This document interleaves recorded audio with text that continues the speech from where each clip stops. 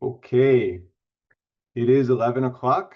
Welcome everybody to the Deeper into Data webinar series. My name is Jeff Burton. I work at Advanced Construction Techniques, and currently I am the DFI Information Management Systems Committee Chair. So really excited today to be hosting this webinar for everybody. And just wanted to let you know that we have everybody muted to start out, and that any questions and answers will be taken care of at the end. So please do use the question area within the Zoom application, and we'll get to your questions at the end. So it's my pleasure to introduce Ahmad Alhasan. He is a senior technical advisor at the Geotechnical and Foundation Services practice at HNTB, and he's also adjunct faculty at Iowa State University. I've had the pleasure of having numerous conversations with Ahmed, and he's very knowledgeable and has got lots to tell us about the DFI industry as well as artificial intelligence. So without further ado, Ahmed, take it away. Thank you. All right, thanks a lot. Let me try to find my way to the pointer in here. Oh, there we go. All right. Thanks a lot. So as you can see, the title in here is related to data, machine learning, and artificial intelligence in geotechnical engineering. Probably it will be in a higher level discussion rather than very specific applications. And the idea in here is, again, unboxing the black box and try to understand the role of these different things within our industry, the progress that we have made in these areas, and where we need to go based on some views of studies and projects that we have performed. So the outline for this presentation will go over multiple aspects. The idea in here is to connect everything to the main topic related to data and analytics and machine learning and AI at large. So we'll go through, if you think about it, the life cycle of a project from site characterization to design to managing the geotechnical asset or the project during its life, and then a recap on the connection of these. So we'll discuss the aspects related to the title of the presentation in all these steps. So starting off with the site characterization aspect, according to an NCHRP study back in 2016, if I remember, at the time it was around 50% of the major infrastructure projects can suffer from schedule impacts or costs due to geotechnical issues. And I would say that it's even could be more than that if you relate the full scale or the full spectrum of issues, because some of these issues are very evident, such as the picture here to the right. You can see that there is a failure. It's not only costs or delays, it's an actual failure of an existing asset. And that relates to missing data and sometimes even missing information. So that's one aspect that we will discuss in here. The idea of misinterpreted data. So we can sometimes be data rich, but information poor. We've all heard that statement at some point, I guess, but it is very important to understand that the interpretation is beyond the data collection, and that is an issue. Obviously, better data and better interpretation of the data into information is very critical for the asset in all the steps or stages of its life cycle, and we'll see some applications related to that and a discussion on that. And one thing also to point out is the challenge in elaborating the return on investment from data collection. That is sometimes an issue with geotechnical engineering, is how much risk reduction do we gain from additional data and investigation. We tend to agree that more information or data is important, very important, but where do you stop and how do you sell that as an idea to someone else that doesn't necessarily not believe in the importance of geotechnical data and site exploration, but rather they have also the overall scope to manage, and now you're trying to fit in within that large scope. So in the area of data and organizing data, we have been making some decent progress. Here to the right, you can see the DEGS chart related to data interchange for geotechnical and geoenvironmental specialists. It's a sort of a schema more than a specific application, and it is a very great step forward for organizing data and connecting different data sets from the field, the lab, and the analysis all together into geospatial data set. And that provides some better harmonization for data and organization. And this is a very critical step towards a full application for machine learning and AI, especially in the traditional sense. And beyond the data itself, information, if you think about it, it's the next step after we do the analysis or we gain knowledge deeper into the data set, and it relates more to the objectives that we have from the project or the agency needs and the user's need and satisfaction and performance at large. So despite the fact that we have been making good progress again on the data side, there's still more work to be done. And there's need for more organization related to information and data governance and management. In one of the studies here, it sounds a little, since we're talking about machine learning applications, it says here why we're not ready actually for machine learning. And there is some of these titles sometimes may sound like don't do machine learning, but in here it's calling for additional work to really have the full capacity that will really get you the outcomes that we need from machine learning. Machine learning will require, and AI at large, and we'll talk about these aspects more later in the presentation, but we need organized data in general at this stage, and we need, as a geotechnical practice, to characterize the information that we're looking for. And we'll see some examples where that could be a challenge in our practice. So here is the first example. This is relates to a study. This is going to be a busy slide a little bit, but it relates to a study on pavements and the use of intelligent compaction for pavements design, for example. So you start with intelligent data collection that you get out of the field, and the parameters that you get from the data, the intelligent compaction can be related to vibrations and responses of the machine. So it's not really a physical data that you would use in the model. However, you can characterize the spatial variability that we believe relates to the physical properties. So you start with some data collected in the field. You try to summarize that and model that into, for example, in here, a variogram related to the spatial variability of the data in the field. Once you build your parameters and your model, now you believe that you have knowledge of the physical behavior underlying the process. And then you start creating spatial realizations for that for the intelligent compaction parameters, and then into physical parameters that can be used in a finite element model, for example.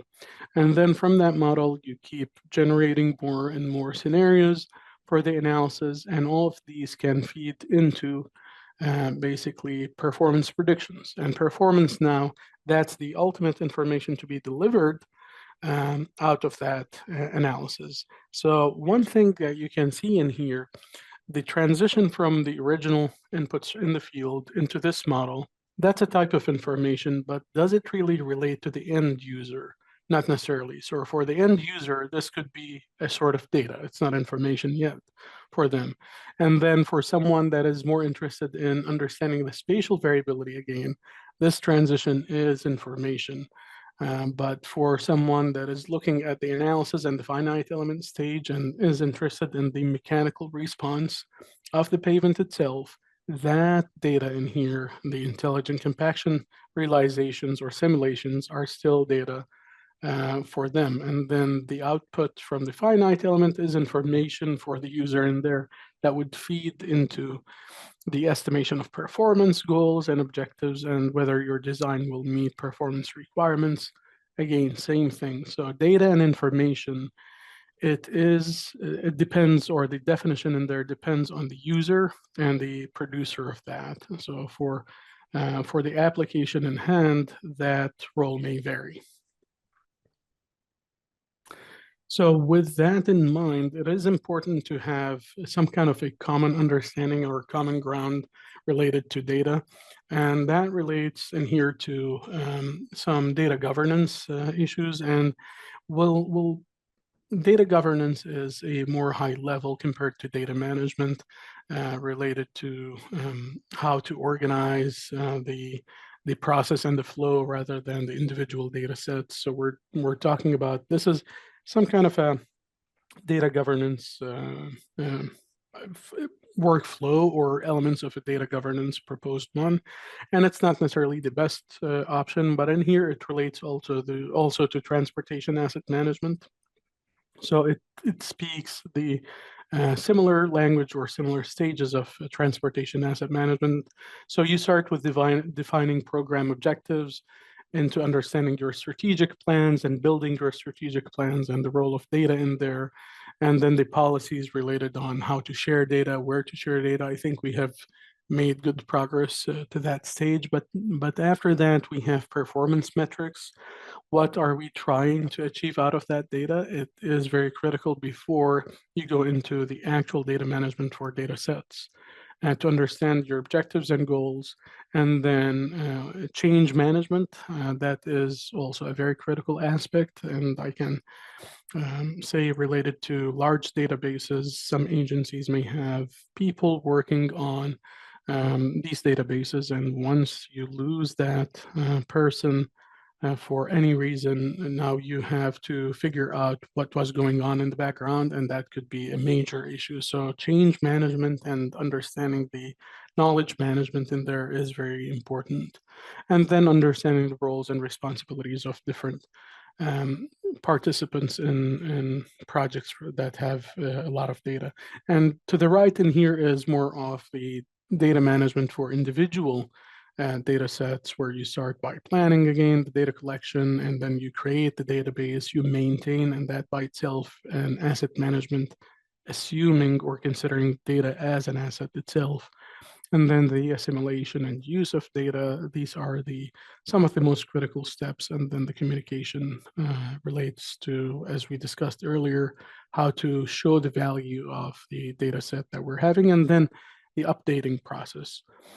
So we will tackle a couple of these in this presentation throughout the examples. So now, once we have a common understanding, let's say, and we have a good plan for data collection, how do we start using that? The first one after that is the design process. And in here, we'll talk about, I hope that's not a totally new, don't take it as a new terminology, because there are a lot of terms, especially when it comes to an emerging topic. You may see me changing the terms over time through my presentations or studies, but we're talking about data-informed designs in general, which should be our approach to design anyways.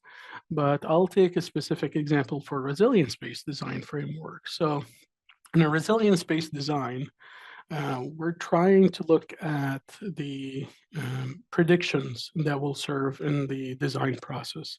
And to start that, we have to define design life and service life for assets. Design life, we all know as, the assumption that you have, or at an early stage for the design, you assume some kind of a degradation rate sometimes, not always, depending on the foundation or the geotechnical feature or the asset. I prefer call them assets early in the design stage. And then you also define the loading scenarios throughout that design life. So design life also depends a lot, or the load scenarios depend a lot on your design life or assumed design life. However, in reality, you have an asset that will change over time. There's degradation rates. There are some corrective actions. There are changes in the loading conditions, and that relates to the service life. Service life is the actual life that this asset will live. And in that case, service life is a forecast or a forecasted service life, remaining service life. The design life is an assumed life that you start with. So you say, I'm going to construct this infrastructure to last 75 years, 100 years, 120 years, depending on what the purpose of that. Service life, once you're done designing or you have your designs and start monitoring the asset, well, how long would it last anymore? And one thing that I think could be beneficial in that for resilience-based design is to bring the service life aspect early on in the design stage. So the idea in a resilience-based design, you're trying to achieve acceptable capacity levels through the asset life and throughout the asset life. And that means that you don't want to cross the failure domain in a reliability-based design in here. So you have limit states in there. However, you want to also consider the condition of the asset. So you want to consider the movement of that green point in here, your design values throughout its life, and how does it accelerate or move in that domain before reaching the failure stage. And the resilience aspect comes in through the forecasting of loading conditions and extreme conditions that this asset can suffer from. So let's say that you have an asset in here at T naught. This is the design stage. You assume that your asset will be here. And at the end of design life, it will jump to the failure domain without any notice, or it may stay here, but you will call it as basically exceeding its design life. However, in reality, if you have, for example, in here, extreme event, it will move through that phase into a more of a marginal region where your designs now are not necessarily the most or the highest capacity, but they still service and they still perform their potential or intended purpose. And then you have to think about corrective actions. Now, where does data come into all of that? First of all, understanding the loading conditions. So here is an exercise that we have been doing at HNTB, trying to predict, related to rainfall especially, and trying to take rainfall stations and connect all of them through a data management and data analysis process to create some kind of a virtual, rainfall gauges or virtual weather stations. There's a similar aspect in pavements design and the mechanistic empirical pavement design procedure that you create some kind of a virtual weather station and you try to predict that climate condition or the weather even at the more granular level over time for that asset and try to reflect that into your analysis. So that is a massive exercise by itself. But now once you have that, the thing that we have been mostly doing in the past is to look at historical data and assume that things will continue in that same overall trend. But nowadays we are seeing more non-stationary modes for that data. So as you can see here at the top, that is some kind of a rainfall data set for a short period of time relative to what we're trying to achieve. And for that, when you look at it at the beginning without the line, if you don't have the line, it will not sound like it's changing a lot. It's just a regular data set. But if you start analyzing that, you will realize that it's non-stationary in two senses. The first one is the overall trend increasing in there. And if you decompose this data set into what we call a residual data set and a stable cycles or cyclic data, you will end up noticing also some changes in the frequency of some of these events.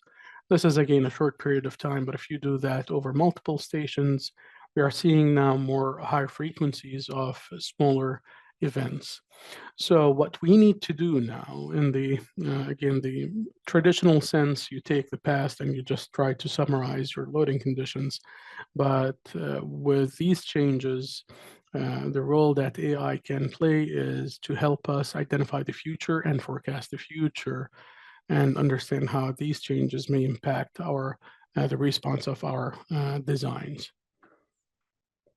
So here is also somewhat a better explanation of that issue, that when you summarize data into distributions, we do good with probabilistic analysis. That's a good practice. However, sometimes that probabilistic analysis, even though a lot of designers understand that this is frequency, not necessarily probability, but when you do the analysis, our analysis is equipped to handle this or deal with this as a low probability occurrence event, and it's not low probability; it's low frequency, as I said. So currently, we are working with a frequentist paradigm. Even when we go into the machine learning realm, it is a frequentist paradigm that we're dealing with, and we consider it as how many times you would see that event. It relates to the probability of it. However, when you consider the full extent and the full time series, it's again, these are extreme events that will happen, but the question is, when will they happen? So one activity that we have been going through, it's not done yet, so I don't have all the data to share off on that, but it's exploring a modified deep neural network, trying to capture extreme events in time series and try to forecast these into the future. And now the extreme events or the climate impacts that we're trying to evaluate in there will follow an extreme value loss function, or will be controlled by that. So that modification to the neural network in there will allow, hopefully, for better forecasts in the future. Keep in mind, climate models are not the easiest to control or do, especially as civil engineers. It's a very deep area that needs specialized knowledge. But now I would like to talk a little bit about the interpretation of all that data. So we do all these scenarios and we do the analysis, and now it is also important, as we move forward in that direction, is to understand the interpretation of things. So that was an activity at the conference, and I wish that we gave you some heads up to have any candy bag in front of you. That was done with M&M's bags at the time. So the idea was, if you grab an M&M bag, especially the small size, watch your sugar levels. And if you open that and you start looking at the colors of the beans that you have in the bag, you will start noticing a strange trend. If you don't pay attention, you will think that, well, it's totally random, but it is random, but with underlying distribution. So when we did that at the conference, this is not the actual data collected, but I tried to recollect some of the numbers. And let's assume that the numbers in here reflect the probability of exceedance for a 100-year event. And each color here corresponds to basically a certain event. So brown is mudslide, yellow is drought, and so on. And then you start basically counting out of each bag. Now, each bag is a realization, which means it is one outcome of a process. It does not describe the reality of the entire process, because there is some randomness in the process. Now, whether we believe that randomness means total uncertainty that nobody controls, or it's too complicated and chaotic to the point that you cannot really keep track of it. These are two different interpretations. Keep that in mind. So some climate scientists would argue that the climate impacts, or the changes in weather and so on, are totally stochastic, in the sense that there is no control over them and it will always change randomly. Some would say it's chaotic, and I would say the majority is going with the second saying of a chaotic process, where there is an underlying physical process, but it's too complicated to control or to describe. So if you take one bag, that's one realization. And if you think about climate impacts, that is one occurrence or one historical period. But what about the next historical period, or the third one and the fourth one? So each one is a realization. And if you look at the distributions in here, let's focus on the brown. They vary a lot, from 4, 0, 5, 7. And these, again, not necessarily the actual data, but it was very close to something like that. They fluctuate a lot. And if you look at them and start averaging things, if you take multiple bags, multiple realizations, you start gaining some understanding of the underlying distribution, the process itself.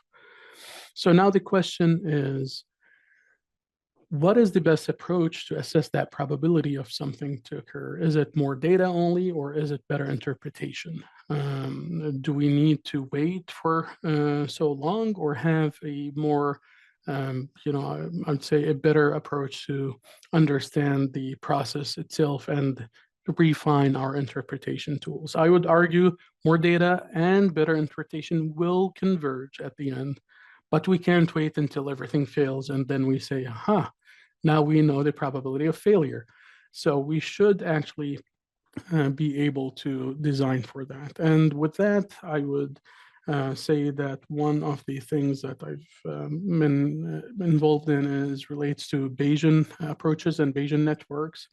So the charts in here actually are more fun than some of the other studies. These are following the M&Ms as well. And it turned out that there are a couple papers on that topic to better explain Bayesian analysis. So in a Bayesian analysis, you have a prior distribution where you start with some kind of underlying distribution. It could be assumptions, or it could be information that you know about the process. So this, you can think about it as your physical process, or your understanding of the physical process.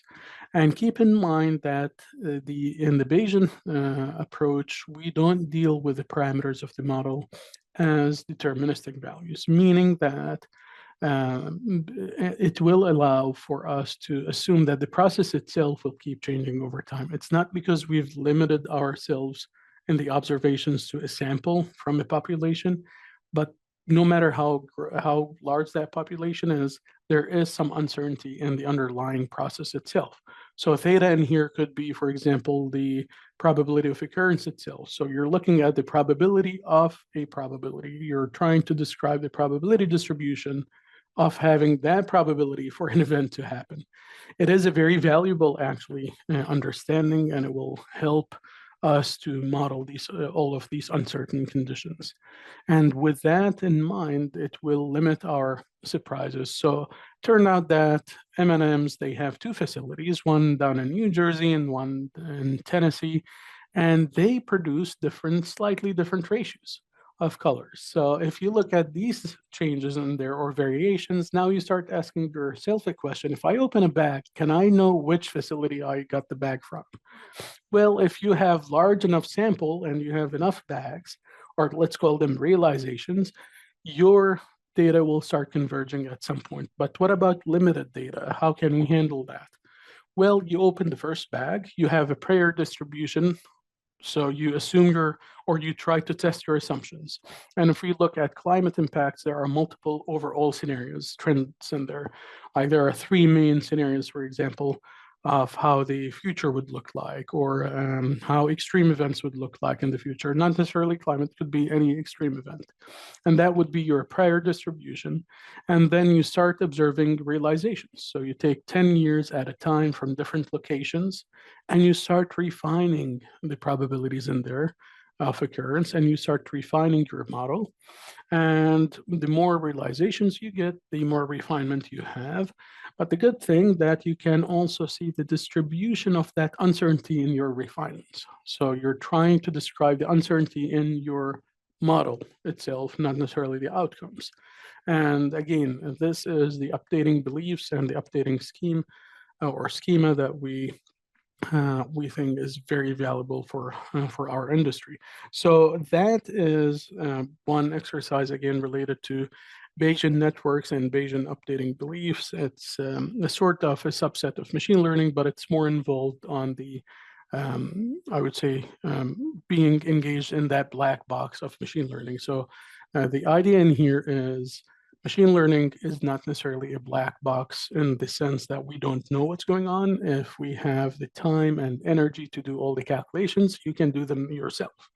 But obviously, that's impossible for a human to do, or unfeasible at least, and that's the role of machines in there. So it's not a totally black box. And there is another activity related to that I will describe in a little bit. Now, The second, or once you have a design, you have done all your Bayesian networks, and now you understand what you're trying to achieve, and you have a good understanding of the potentials that the asset will face during its life, and you have a plan for corrective actions as needed. Let's talk about asset management and geotechnical asset management. So, and in the transportation industry, asset management is a critical component of any agency or agency's activities. Geotechnical asset management is very diverse, and we deal with a wide range of assets. We deal with even non-physical assets, as you can see here. It includes data, it includes equipment and knowledge itself, and there are some attempts in there to come up with frameworks for managing that itself. But also you have the physical assets that we're trying to manage. They are diverse, they are not consistent in terms of their performance. So you will end up with large amounts of data, but they may not speak to each other in the normal sense.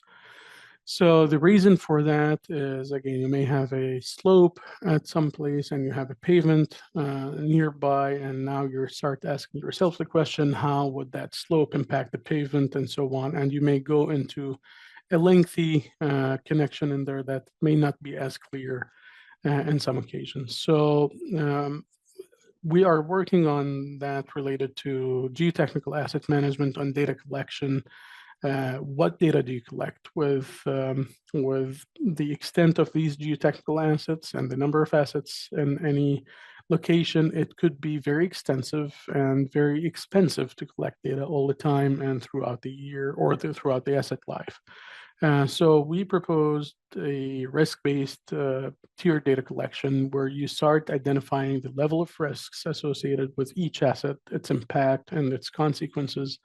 And then from that, you start refining the data collection process or the need for data collection and the frequency of that data collection. So here is another example of that slope. It's just a soil slope that is moving, and that movement is creating some distresses on the pavement level over time, and it keeps growing, and it causes some pavement performance issues. Another example related to basically issues with the foundations deeper underneath the subgrade and base levels. And here is some also example of deteriorating assets. So as you can see, the distinction in here between performance in the previous examples where the users are impacted and condition where the users are not necessarily impacted, but this will lead to an impact at the end affecting the bridge. So with that, you divide the data collection into tiers based on the criticality of the asset and the risks associated with it. So you start with an overall inventory, creating a general inventory for these assets, and then go into a deeper asset condition evaluation, inspections, more repeated inspections, and all the way to an asset monitoring level for high-risk assets that are deteriorating.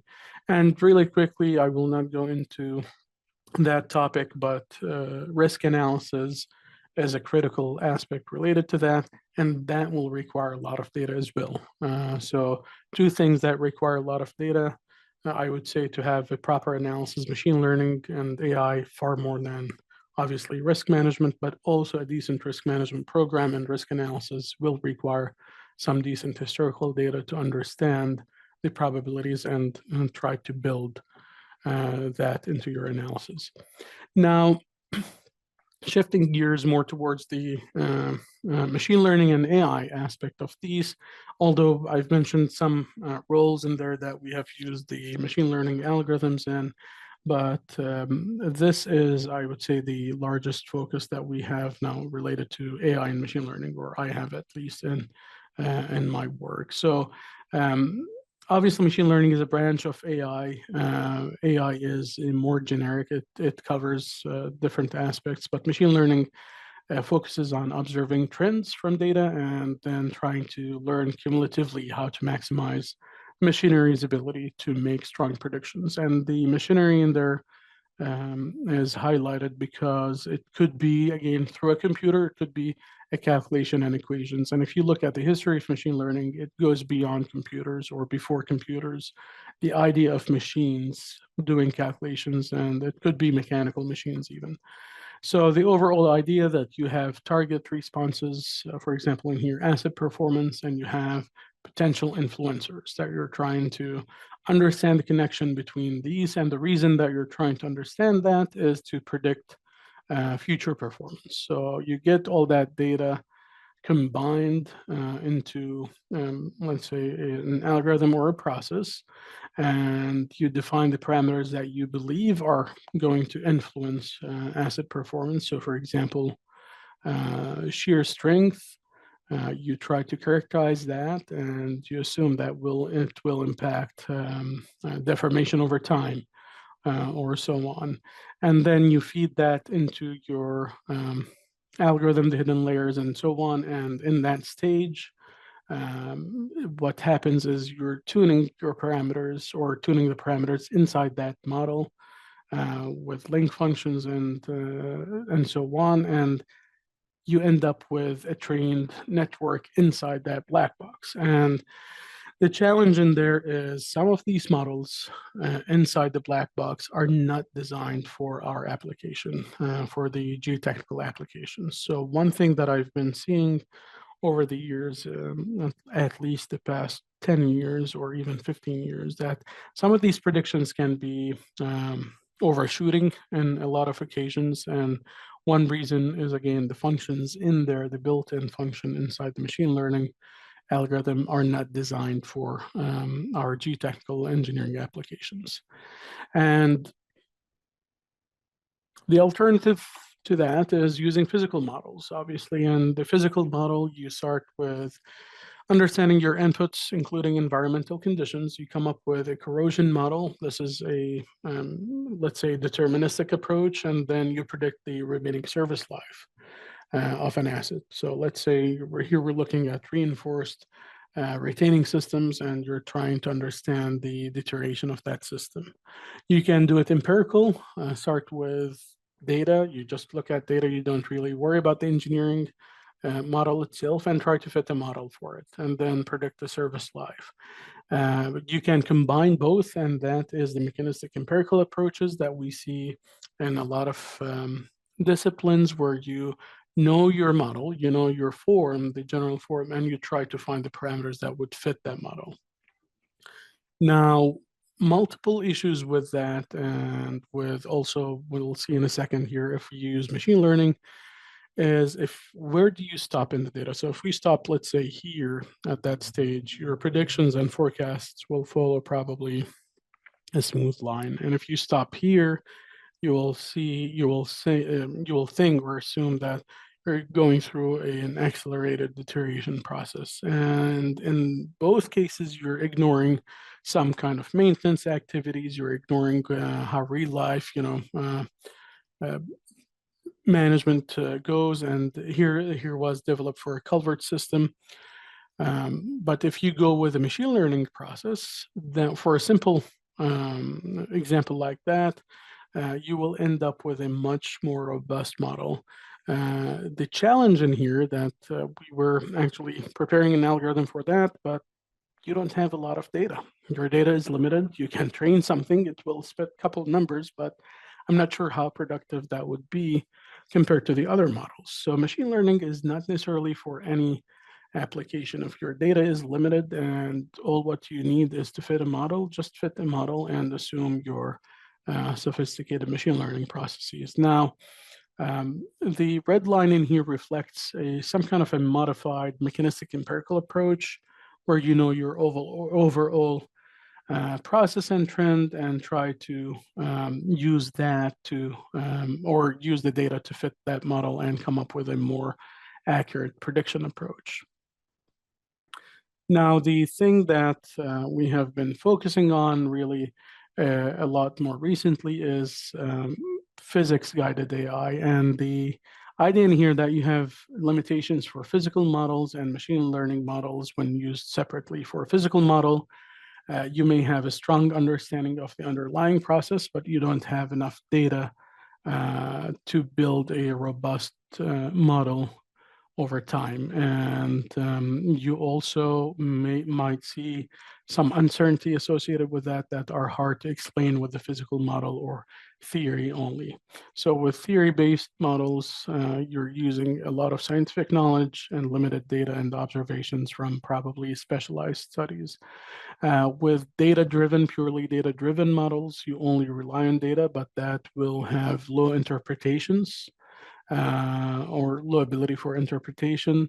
You need a lot of data, so you require a lot of that, and then you cannot also generalize some of these models. And I think we all in the geotechnical practice know that challenge when you are doing subsurface profiles, for example, when you're trying to connect the lines and create some profiles. If you use software tools, in some occasions at the boundaries, you will see some overshoots and things will start looking awkward and strange at the boundaries. And that's normal because you're going outside the boundaries of the model and the data set that you have. As long as you're within the same data set, you will be in a much better situation. Now, once you combine these two, you go through what is called a theory-guided or knowledge-guided data science at large.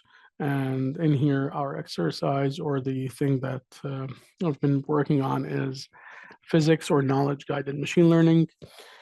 In that paradigm, you start with observations as one input, but also your physical model outputs that we have an understanding for as the inputs as well. Both combines go into an organized input layer that will feed into hidden layers. Now, the trick also is to add some kind of loss functions to the hidden layers, trying to control or create a boundary on your functions within the network and try to set a boundary condition for these networks inside the process. And then that would create a very robust model. It is similar to a physical model. It can even take you to a point where it can explain new areas that you're not aware of. So it can actually produce some kind of models and understanding, not only numbers.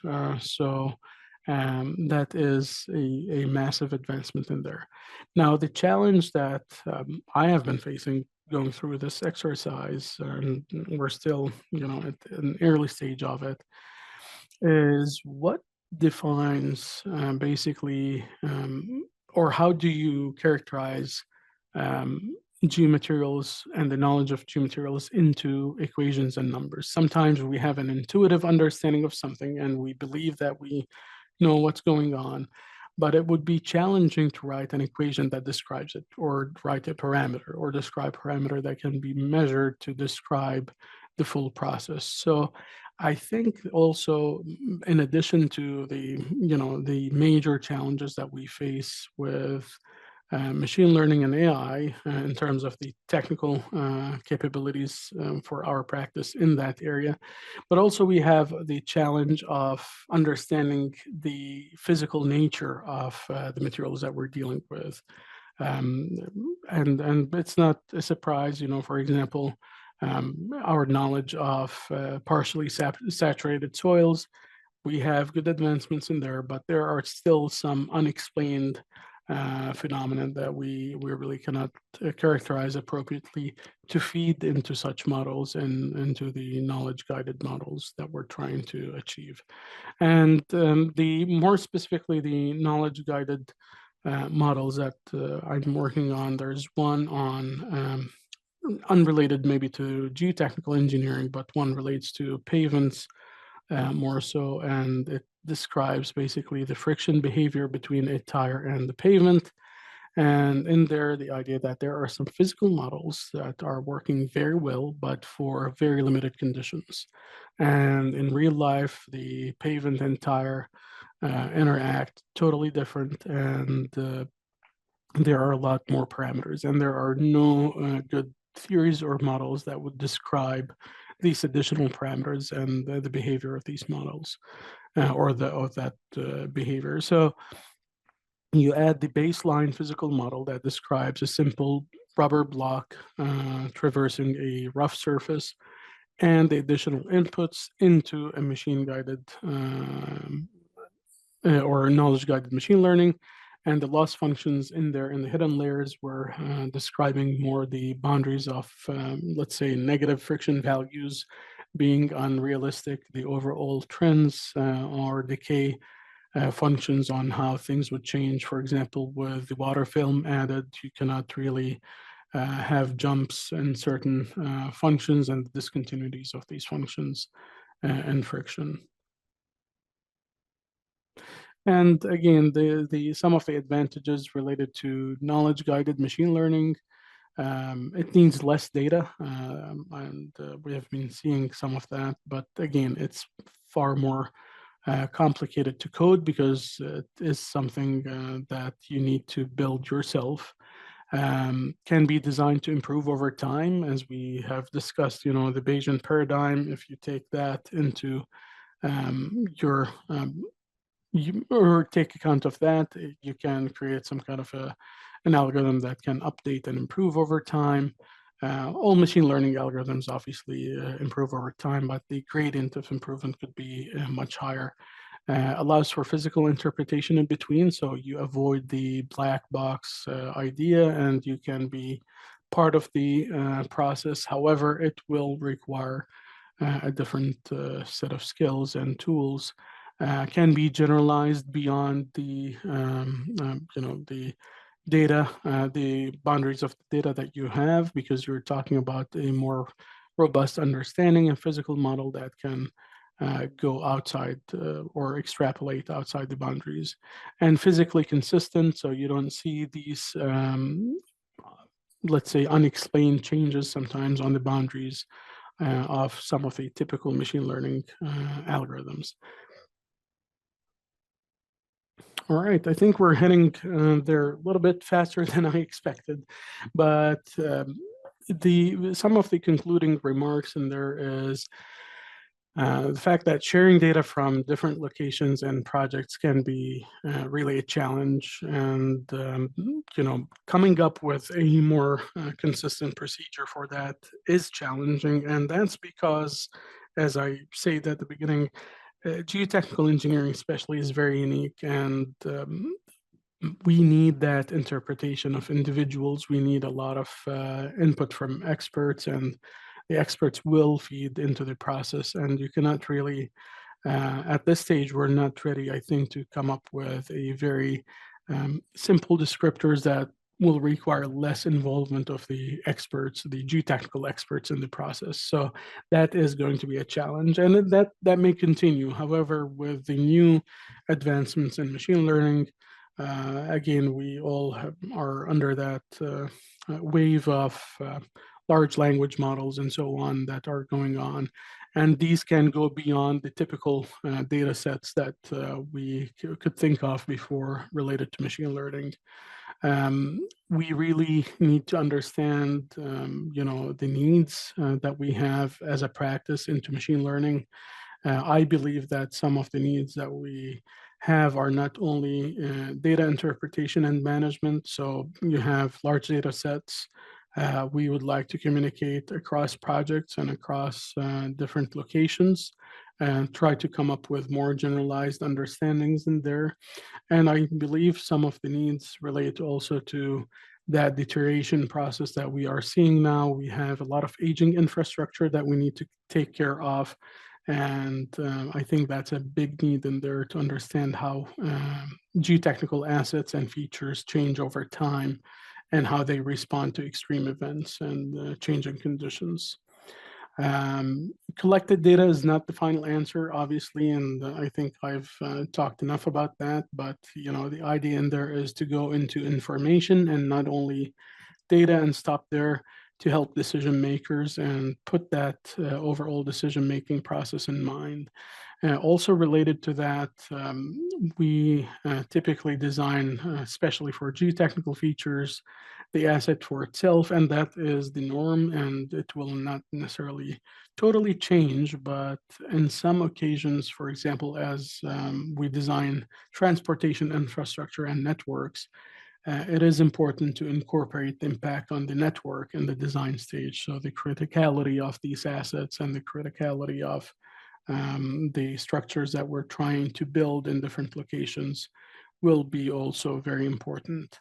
The last point here on the screen talks about, again, the design assumptions based on historical data. There was actually a study in Ohio related to digs and machine learning.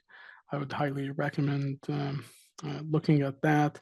At some point, there was a presentation on that, and they had that beautiful slide that talks about the traditional approach. You have data, you have an expert, and then you have a judgment that goes in between to give you recommendations. The future should be data, and then predictions and forecasts from data, and an expert input, and then combined also refine that into a more subjective process that will give you, objective process that will give you stronger beliefs and stronger decisions for the futures and for the future, and understanding the impact of changing conditions on the design and the service life.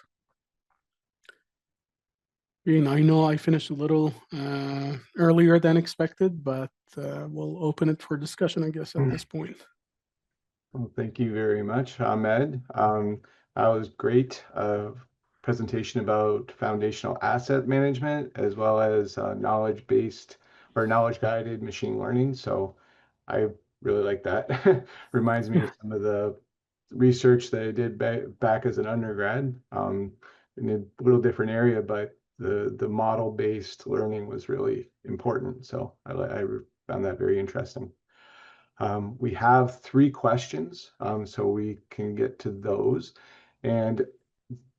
But to let everybody know, please stick around to the end. I'm going to have a little bit about the Information Management System Committee at the end. So if you could just stick around, that would be great. So let's get to the questions. I'm sorry if I pronounce your name incorrectly, but I'll do my best. So first question is from Shweta Sa, and it says, in some cases, we don't have physical equations, but some empirical equations will be there. So can we call it physical guiding machine learning? Or can we use, I think it's regression generated equations instead as regularization term? I would say these are not rare at all. We see these all the time, and I think in that scenario, you can still set some kind of a boundary on there if you want to use the concept of physics guided machine learning. Now, the full scale physics guided machine learning, yes, will require some kind of physical equation, but keep in mind that even these physical equations may not be the absolute truth or answer in there. It is a sort of empirical description of what we have observed so far for that phenomenon. So yeah, you can use definitely your regression models if they are highly controlled models. For example, sometimes we have in the lab, we know exactly how things deform. Again, I'm going back to that, for example, the tire traction or the tire pavement traction. We know with high confidence how things would work out for a small rubber block traversing a rough surface. But we don't have a full equation that describes a tire. It's just a block in there. So, but that is still a baseline that we know is true, and we know some boundaries in there that we can set around that, and that would be your physics guided approach. Yep. Great, thank you. We got 2 questions from this next poster. Alireza Mir Damadi, sorry. First one, how do you deal with the inaccuracy / error in the measured data for the machine learning development? That's a great question. Now, typically, to all honesty, there is limited approaches so far that I'm aware of. I'm sure that there are smarter people out there that have a better answer for that, but so far, it has been assuming that, there is some randomness in the data, but you just model with that. Now you reduce the impact of that by reducing the variance of the model. So your models have a bias variance trade-off in the machine learning. So if you fine tune everything that towards lower variance, that means you're trying to avoid the fluctuations in that data, which correspond to measurement errors typically, and try to fit a more stable model that would avoid going after each point. That is the approach that I've been taking, but I'm sure that there are better answers out there. Great. Alariza has another question. What is the process in prior selection in Bayesian analysis? So prior selection, if you have some, even if limited historical records, you start deriving distributions from histograms for that. Now, if you don't have any data, you can assume a set of models. So typically in Bayesian statistics, you have for the prior distributions and the conjugates, there's already a set number of distributions that you can use in some sense. Not saying that it's impossible to have others, but these are the well-studied and developed ones, and it takes a lot of work to develop a different prior distribution. So the distributions, let's say there's a uniform distribution, which is called the non-informative prior, where everything is flat, everything is possible. So you have a range of possible values for the parameter, and you assume that any value is as likely as the other. And that is the case where you don't have any historical records, you don't have any reason to believe otherwise. You just set it flat, and then you let your data reshape that into the most proper distribution after multiple realizations. But if you have some historical records, you should use that. And that's the idea. What we have been doing is using historical records when it's limited. You start with a base distribution from that, and then you start fine tuning the model into posteriors depending on the application. And one thing that I would mention, since we have a lot of time as well, is an example for fine tuning when you're dealing with a large network, for example, of culverts. You may have hundreds of culverts. You derive a model that describes the overall trend for these culverts, how they deteriorate over time. And you have a common theme for these culverts. Let's say they are three-sided box culverts with a certain dimensions. But then you know that at each local culvert location, things will vary, and it will vary from one culvert to the other. So now after you set the overall model, you start fine-tuning the individual locations and get a posterior at that location based on any records for that specific culvert. Because sometimes you may have a culvert, let's say, with 5 data points from the past. You cannot really derive a strong deterioration model for that. So you take your entire population, you have points for every year on average for 100 years, for example. Now you have a very long deterioration model that can describe, and you know that it will be consistent throughout. You build that and then you fine tune, because at that location there could be a shift in the curve or it could look slightly different, and then you use that overall trend as a prior model. The parameters will have prior distributions, and then you fine tune the parameters into posterior based on that location and new data that it comes. Great. I have a question. Sure. So in one of my previous attempts to look at AI for the data that we collect for our systems, we were looking at tests that were done and trying to relate them to the grout take. We do grouting. So, and what I found, because my understanding is AI is predictive, you're supposed to be able to, your data should be able to tell you whether you're going to get a certain outcome. And so there has to be a correlation. And so what I found in this data set, and I took it from a few different projects, is there's no correlation between the grout takes and this testing that we were doing. And I was just wondering, is there a way to go deeper to maybe find out, okay, maybe there is some sort of application for AI or predictability of the grout takes based on the testing that we did? Is there a way to look at the data any differently? Yeah, I would say one thing again about the machine learning is the fact that if you put too much parameters or too much data, and there is a masking effect. So sometimes you may have another distinguishing parameter. So you can see that, for example, in classification. You may put a data set, it's really hard to classify. Everything looks like one cloud, and you don't see any trend in there, and you leave it.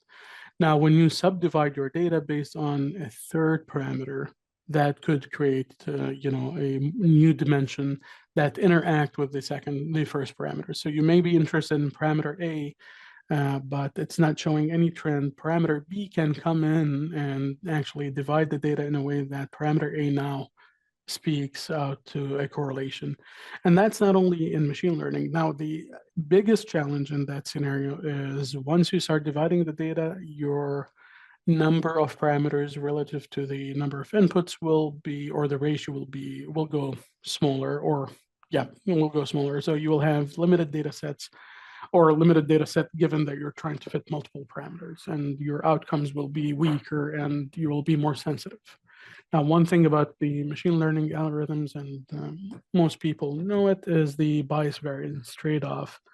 When you do your fine tuning and optimization for the parameters, you're supposed to look at that aspect and set the stage for these. And in the bias variance trade-off, now typically it's done autonomously in the algorithms, but when you look at it, it's very telling actually. So bias is how far you are from the center of that data, but variance is how fluctuating your model is. So your link functions may start going through every single data point. So you will end up with 100% accuracy. It will always give you something, but it's meaningless. And once you put one new data point, everything will offshoot into a total different prediction. So with additional parameters, you may have a challenge of that high variance because now you have limited data set and you have only 5 points. You have to go through the 5 points, and your model is very sensitive at that stage. But yeah, adding some of these additional parameters, I would say even before going to machine learning is exploring these potential parameters visually. So when you plot them, again, I'm going back to pavements. I apologize, but I do both in my daily life. So for friction, for example, we have a parameter called mean profile depth that describes texture. And people have been trying to find correlations between that and friction. Sometimes it's useless, sometimes it's very useful. What happens is if you classify a data set based on the pavement type and start separating the data set into subsets, you start seeing some parallel lines and trends. And you start seeing that there is a very clear trend in here, clear trend in there. But when you put everything together, it looks like a cloud. But in reality, these are multiple lines and regressions inside that cloud that are not visible when you combine everything into just one predictor, the mean profile depth. But when you have both predictors, now you have very clear distinction in there, and you know exactly what's going on. Yeah, makes sense completely. Because when you think back at it, that you can look at it through elevations or whatever we were doing, and potentially we could come up with something different, or geology that we were grouting inside, or things like that. Yeah, yeah. Very good. All right. So that concludes the questions. Does anybody else have any other questions? Okay. So just some follow-up for the professional development hours. They'll be available for any paid registrants after the completion of the evaluation. There is a web link and instructions will be sent through email. There's lots of other webinars going on within the DFI from all kinds of different topics, so please do check them out. They're very good for increasing your knowledge about the industry, and really recommend taking part in those. Any feedback or suggestions, do send them on. We would really like to see them to help improve it. We do 2 webinars. The IMS community does 2 webinars a year. And so if you guys have any topic suggestions or anything else, please do let us know, because always looking for that. Or if you want to do one, please let me know. That would be really helpful too. Okay, so any direct questions, you can send it to events@dfi.org. Okay, so the next, what's this one? Next DFI information management webinar is November 13th. I have that on another slide, but yes, it is November 13th. So I'll get to that one first. Xin Peng from Geosyntec is going to be doing that one. And rough title, this isn't the actual title, is going to be Statistically Based Streamlining of Data Management Workflows. So talk to Xing about that, and it's going to be really interesting, actually. So not actually, but it is going to be interesting. So one of the things about the committee I wanted to say is that one of the things we worked on for a lot of years is to create data management specifications. And there's a number of them available. They're all free from our website at the dfi.org. And they cover what you would want to, if you have a project, especially owners, if you have a project that you want to have some data collection on, and it doesn't have to be for grouting or anything else, it's just data collection.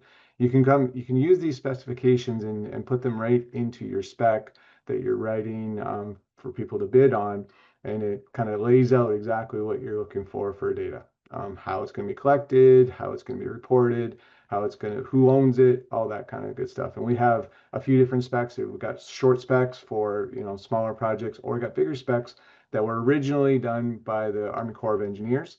And then we took that, kind of stripped out all of the kind of US and government stuff and made it a generalized spec. So it's really good. So do please go there if you're interested. Also wanted to say that we have our mid-year meeting coming up this Monday, April 28th at 4:30. So everybody's invited. You don't have to be an IMS committee member or even a member of the DFI if you are interested in checking it out. So please do come along and learn about more about us and maybe get involved. Lastly, this webinar is the kind of the first foray into the IMS committee's new AI initiative. AI is something that is really coming on scene like gangbusters. Every day it seems like there's a new development, and it's creeping into our industry in many different ways. So we wanted to get on top of that and to be able to educate the members of the DFI as well as kind of bring some how-tos or some ways to deal with AI in the long term. So one of the initiatives was this webinar, and we're going to do others. The other one is to just give an overview white paper that will give a kind of a 101 to AI and let everybody understand it. And then we're also going to be putting that kind of information on the IMS webpage within dfi.org so that we can be able to disseminate that information for people who are looking for it. So those are some of the things that we've got going on, and hopefully that's interesting. And I think that concludes things for today.